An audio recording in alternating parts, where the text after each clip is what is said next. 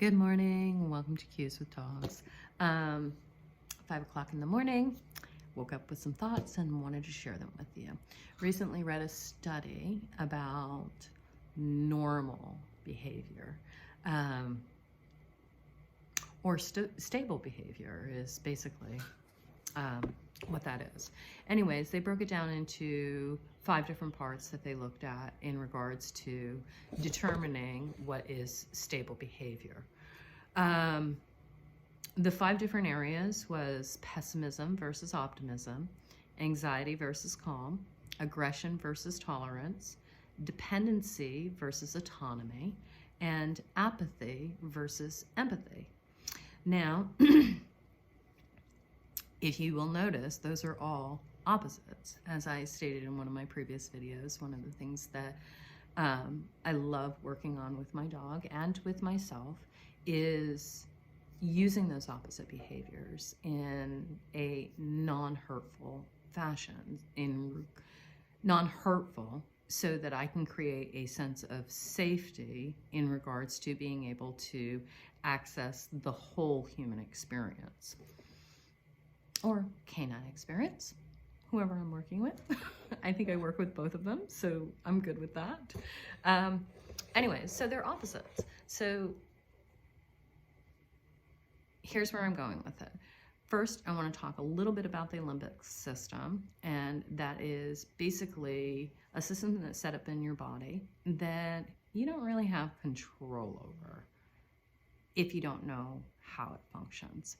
So yeah, when I found out how it functioned, oh my goodness, the weight of the world almost lifted up from my shoulders. All this not thinking I was normal and where are these thoughts coming from, da da da da da da, all the self-doubt kind of lifted, and I felt a little bit more at ease being human. So, limbic system. We are going to talk about your alarm system. You know, when you leave the house, you plug in a code at your door and an alarm system goes off, and it's like little cameras all over the place telling you whether it's safe or not. Well, we have that same system in our brain. The very first thing that we do when we're having an experience is absorbing information. We're visually taking in through all of our senses and determining based on past experiences whether something is safe or not safe. It's kind of like a curiosity state. We're just gathering information. We're trying to figure out, is it good? Is it bad? What am I doing with this? So if it's good, then we can explore it and we can dive a little deeper. We can ask questions and we can integrate all of that information into our prefrontal cortex. And the prefrontal cortex, as a woman once explained, is like an orchestra. And it determines all the information and it puts it in an area where it makes sense to you, or so that you have a beautiful song in regards to who you are and your experiences. You're integrating them in, you're learning how to apply them, and that determines who you are. Really, a lot of it does. But that's not the only part. So your amygdala, that is called the parasympathetic state when you're allowed to send information to your prefrontal cortex. That's good stuff. I don't get enough of that stuff most of the time. I'm getting better at it, thanks to my dog. Yay!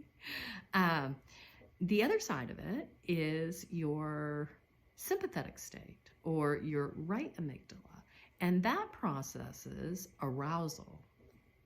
Arousal happens when we don't feel safe, when we feel like we need to move into action, to do something in order to create safety. So when I read the list of things, society has a tendency to look at pessimism, anxiety, aggression, dependency, and apathy as negative traits. I believe that we look at those things as negative traits because there are not that many examples of people actually utilizing them or talking about how they utilize them in a healthy fashion, or for some reason we can't identify it. I think that was one of the hardest things in me trying to figure myself out for me to discover. And quite the opposite. When we think about optimism, calm, tolerance, autonomy, empathy, we think of those as wonderful things to strive for. But the disconnect, I think, happens when we don't understand that those negative traits are actually what build those positive traits. So if you hear me constantly saying I'm both, that is the reason why. I think that there's a tremendous amount of value in negative traits, and that there can be a tremendous amount of good within them, but we just have to learn how to use them in order to make them more comfortable and acceptable for us to be in. So when describing those traits, what do we have? We have the sympathetic state and we have the parasympathetic state. We have fear or we have integration. And that's just a roundabout. That's not complete. I mean, like, you have to do some studying on the brain. And like I said, that's up to you. But this is the studying that I've done, and I just need that kind of chunky information to understand that. So cognitive integration, which actually includes fear. It includes our ability to be curious about our fear. And once we're able to do that, now all of a sudden we are working those two, the parasympathetic and the sympathetic system, almost in harmony. It's like something may go to our sympathetic state, but it's a cue to bring us to the parasympathetic state. When we're in the parasympathetic state, we can't stay in that state because then we would have a very unfulfilled life. So we have to come to the understanding that we will go into another state of maybe possibly not feeling safe. And then now all of a sudden what you have is a circle.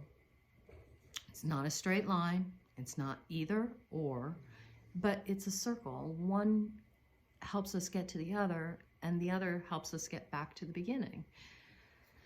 So when you think about energy and how we create energy, it's typically based on a wheel that cycles. So that's what's happening within us, and that is what creates our energy when we walk into a place.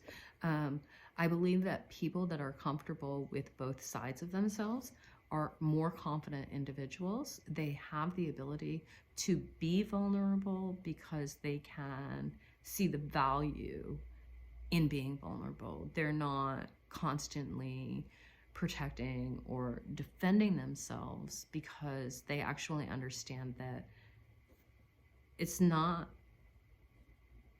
that necessary unless it's really a physical safety.